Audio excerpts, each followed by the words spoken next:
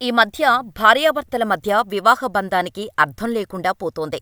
హైదరాబాదులో గురుమూర్తి తన భార్యను దారుణంగా హత్యచేస్తే, కాన్పూర్లో ఒక భార్య తన భర్త తనను చంపవద్దని ఎంత వేడుకున్నా వినకుండా నిర్దాక్షిణ్యంగా కడతేర్చింది. పైగా హత్యచేసి పెద్ద నాటకమే ఆడింది. ఇదంతా తనకంటే 20 ఏళ్లు చిన్నవాడైన యువకుడిని పెళ్లి చేసుకునేందుకు కుట్ర చేసిందని పోలీసుల విచారణలో తేలింది. పోలీసుల కథనం ప్రకారం ఉత్తరప్రదేశ్ రాష్ట్రంలోని కాన్పూర్ పరిధి బితూర్ పట్టణంలో నివసించే ఆబిద్ జాతరలో ఊయల పనిచేసి జీవనం సాగించేవాడు. ఆబిద్కు 20 ఏళ్ల క్రితం షబానాతో వివాహం జరిగింది. వారిద్దరికీ 2 పిల్లలు కూడా ఉన్నారు. అయితే ఆబిద్ వృత్తిరీత్యా ఎక్కువగా ఇంటి బయటే ఉండేవాడు. దీంతో షబానా సోషల్ మీడియాలో చాటింగ్ చేస్తూ ఎక్కువ సమయం గడిపేది. అలా ఫేస్బుక్ చాటింగులో ఆమెకు రిహాన్తో పరిచయం ఏర్పడింది. వారిద్దరూ ఆన్లైన్లో ఫ్రెండ్స్గా మారి రోజూ గంటల తరబడి ఫోన్లో మాట్లాడుకునేవారు. అలా ఇద్దరూ ప్రేమికులుగా మారారు. ఆబిద్ ఎలాగూ ఇంట్లో ఎక్కువగా ఉండడు. పిల్లలు కూడా లేని సమయంలో రిహానుకు ఫోన్ చేసి షబానా పిలిచేది.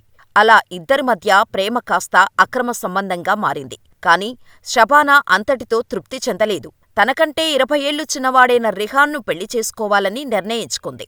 ఈ క్రమంలో కొన్ని రోజుల క్రితం ఆబిద్ ఒక ప్రమాదవశాత్తు ఊయల నుంచి కింద పడిపోయి వెన్నుకు గాయమైంది. దీంతో అతడికి డాక్టర్లు బెడ్ రెస్ట్ చెప్పారు.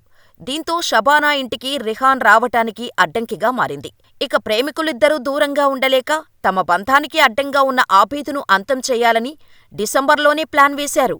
కాని భయంతో ముందూ వెనక మదనపడేవారు. ఆబిద్ గాయంతో బలహీనంగా ఉండటం చూసి ఇదే అవకాశంగా భావించారు. అందుకే రిహాన్తో పాటు అతని స్నేహితుడు వికాస్ సాయం తీసుకున్నారు.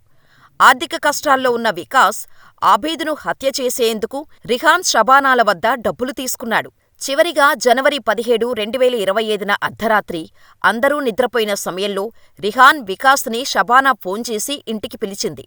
ఆ రోజు రాత్రి ఆబిద్ తన గదిలో నిద్రపోయి ఉండగా రిహాన్ వికాసులను తీసుకొని షబానా తన భర్త ఆబిద్ వద్దకు చేరింది.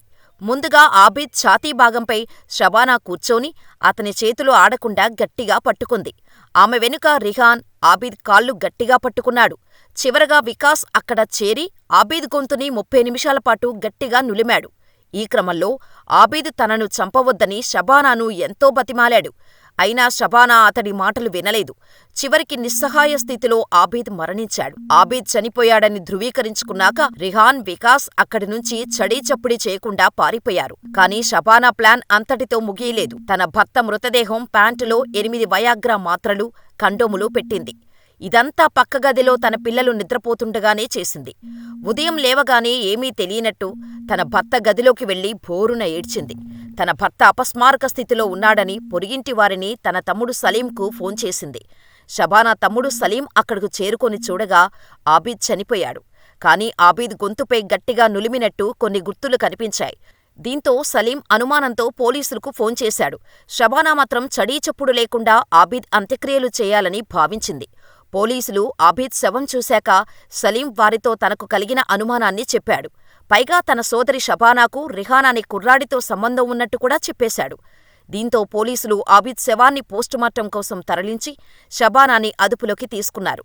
కాని షబానా మాత్రం తన భర్త ఎక్కువగా వయాగ్రా టాబ్లెట్స్ తీసుకోవటం వల్లే చనిపోయాడని చెప్పింది. కాని పోలీసులు మాత్రం తమ పద్ధతిలో ఆమెను ప్రశ్నిస్తే మొత్తం నిజం బయటపెట్టింది. దీంతో పోలీసులు రిహాన్ను కూడా అరెస్ట్ చేశారు. కాని వికాస్ మాత్రం పరారయ్యాడు.